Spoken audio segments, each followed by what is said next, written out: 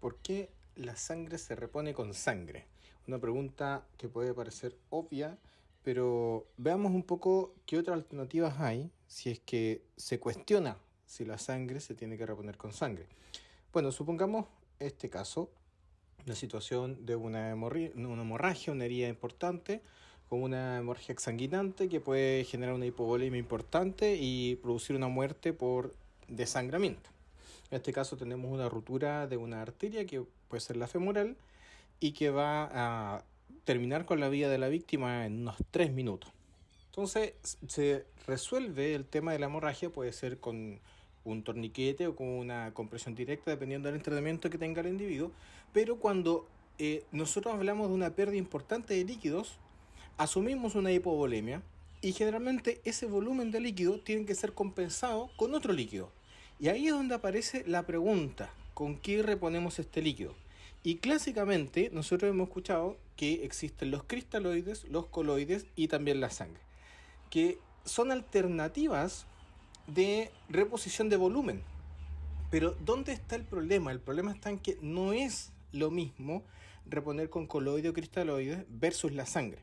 La evidencia nos ha mostrado que coloide y cristaloide la verdad es que no tienen mucha diferencia desde el punto de vista de la efectividad, pero la cuestión es la sangre. La sangre, ¿por qué es tan relevante la sangre? Porque la sangre es un tejido biológico, es tremendamente importante y requiere de transfusión, que tiene muchos riesgos de bioseguridad, pero cuando uno está bien entrenado y cuando tiene protocolos bien estructurados y procesos bien establecidos, es una transfusión segura. Aún así, hay muchas personas que tienen resistencia a reponer sangre con sangre. Veamos un poco entonces qué ocurre cuando nosotros tenemos una hemorragia importante y tenemos una hipovolemia. Lo que ocurre es una cascada de eventos, ¿bien? No solamente nosotros tenemos la hemorragia, ¿bien? Nosotros vamos a tener siempre nuestra hemorragia que va a producir una pérdida de volumen en el individuo que está herido. Pero esta hemorragia no solamente se pierde volumen, sino que se pierden eritrocitos, que son los encargados de transportar el oxígeno. Por ende, si yo tengo una pérdida de sangre y de eritrocitos, tengo un déficit de oxígeno. ¿Bien? Y eso ya es un problema. El mismo déficit de oxígeno genera una alteración en el metabolismo del organismo que pasa de un metabolismo aeróbico a uno anaeróbico. Eso produce edema, ¿bien? Entre otras causas, además de acumulación de ácido láctico y otras sustancias. Esto provoca una endoteliopatía, ¿bien? Es una enfermedad del endotelio, una lesión del endotelio de los vasos sanguíneos. Y eso va a generar una coagulopatía, ¿bien? Y una coagulopatía, si lo sumamos a la hipotermia y a la hipovolemia, nosotros empezamos a sumar puntos para la muerte, que finalmente se traduce en una falla orgánica. Entonces la hemorragia no es solamente la pérdida de volumen, sino que genera un decremento del oxígeno, una alteración del metabolismo que produce una endotelopatía, y esta endotelopatía va a generar un problema de coagulopatía. Y la coagulopatía va a terminar en la muerte finalmente, que en el fondo es un círculo vicioso, que nosotros podemos también traducir en una triple H. ¿Qué va a ser la triple H? Nosotros vamos a tener la hemorragia, y esta hemorragia va a producir hipovolemia, y esa hipovolemia va a producir hipotermia. Bien, entonces tenemos una hemorragia que va a producir una hipovolemia, esa hipovolemia va a producir una hipotermia y la hipotermia va a producir esta coagulopatía que va a permitir que la hemorragia siga siendo importante y termina siendo un círculo constante que termina con la vida del paciente. Entonces tenemos que reponer no solamente el volumen, sino que también una sustancia que sea capaz de prevenir que continúe la hemorragia, es decir, que permita la coagulación o que limite la coagulopatía, al mismo tiempo que se regulan los volúmenes de sustancia, los volúmenes de líquido, pero además evitamos la hipoxia. Entonces nosotros tenemos que prevenir a través de la compensación de volumen, tenemos que prevenir la hipoxia y tenemos que prevenir la hipotermia y la hipovolemia, todo producto de la hemorragia. Hay una fórmula, que es la que está acá abajo, que nos habla sobre cómo se compone la demanda de oxígeno, ¿ya? O sea, cuál es el oxígeno que nuestro organismo necesita para sobrevivir o para funcionar de manera correcta. Bueno, este volumen o esta demanda de oxígeno está directamente relacionada con la hemoglobina, ¿bien? Por tanto, cualquier líquido que nosotros utilicemos para compensar esta volemia tiene que tener cantidades de hemoglobina suficiente que pueda ser transportada a través de los glóbulos rojos y junto con ello el oxígeno necesario para que éste llegue a los tejidos y se evite la necrosis por hipoxia. Entonces tiene que tener una capacidad de transportar hemoglobina o de contener hemoglobina que va a permitir a su vez tener una buena saturación de oxígeno, o sea, tener una buena cantidad de oxígeno capilar en los tejidos, que llega a los tejidos, para evitar la muerte del tejido. Y obviamente esto va a estar relacionado con el gasto cardíaco. ¿Ya? Este gasto cardíaco va a estar alterado por la situación de estrés o la situación de shock, puede haber una taquicardia, una taquipnea, entonces es una variable que va a depender de la situación particular del paciente.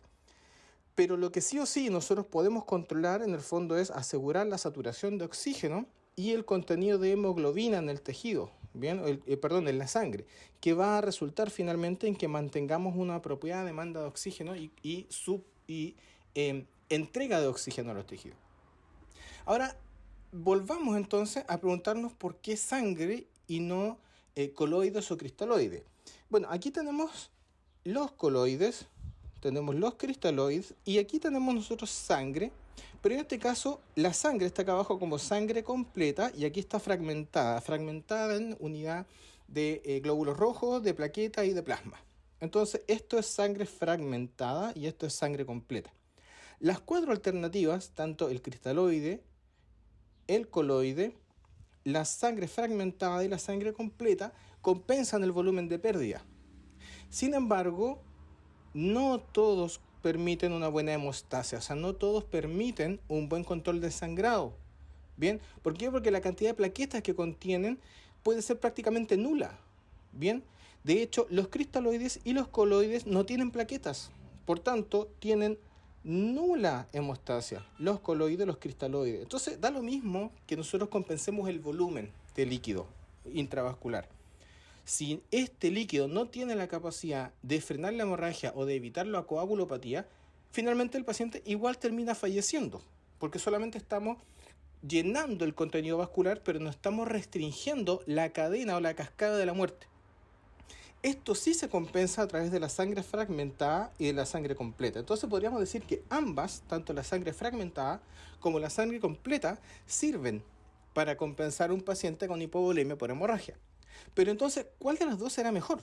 ¿Preferimos llevar unidades de sangre fragmentada, unidades de sangre completa? Bueno, aquí ya sabemos, ¿cierto?, que la sangre va a ser la mejor, pero ¿cuál va a ser la mejor sangre? ¿La fragmentada o la sangre completa?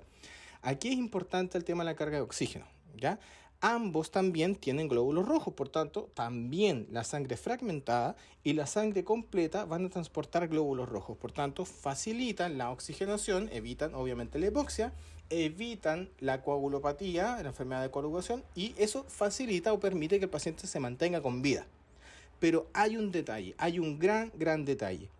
Cada unidad de sangre fragmentada debe mantenerse en un ambiente, en una sustancia que evite la muerte del componente celular que tiene esta sangre fragmentada. Por tanto, está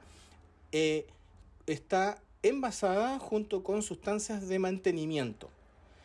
Aquí nosotros tenemos que mantener a los glóbulos rojos en una sustancia, tenemos que mantener el plasma en otra sustancia, tenemos que mantener la plaqueta en otra sustancia, por tanto tenemos 3 paquetes que transportar en una sustancia de mantenimiento. En cambio, la sangre es solamente un paquete que se debe mantener, que es sangre completa. Así entonces vemos que esta sustancia de mantenimiento, que vienen a ser los excipientes, los conservantes, igual como los conservantes de los alimentos que nosotros compramos en el supermercado, y que sabemos que los conservantes pueden tener algún efecto dañino en el organismo humano, si bien tiene la ventaja de que el conservante mantiene lo que está conteniendo, se lo mantiene en buenas condiciones, al ser ingerido o al ser incorporado al organismo humano, estos conservantes pueden generar citotoxicidad. Entonces, cuando yo tengo sangre fragmentada, yo voy sumando riesgo, porque voy sumando excipientes. Pero sabemos que ambas, tanto la sangre fragmentada como la sangre completa, sirven. Entonces, ¿cómo tomamos la decisión? Bueno, ponemos en la balanza riesgo y beneficio. Veamos los beneficios.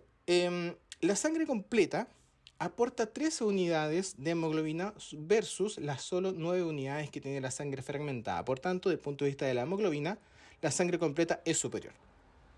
También el hematocrito es de un 37% en la sangre completa versus un 28% en la sangre fragmentada. Por tanto, ya tenemos 2 puntos a favor de la sangre completa. Y el contenido de plaquetas en la sangre completa es de 165.000 versus los 90.000 de la sangre fragmentada. Por tanto, ya tenemos que, del punto de vista de los beneficios o de las ventajas, la sangre completa es superior a la sangre fragmentada. Y ahora, ¿qué pasa con los riesgos? Bueno, lo que decíamos de la sustancia de mantención, estos excipientes o este contenido, ¿cierto? Que hace que el contenido de la sangre no se eche a perder.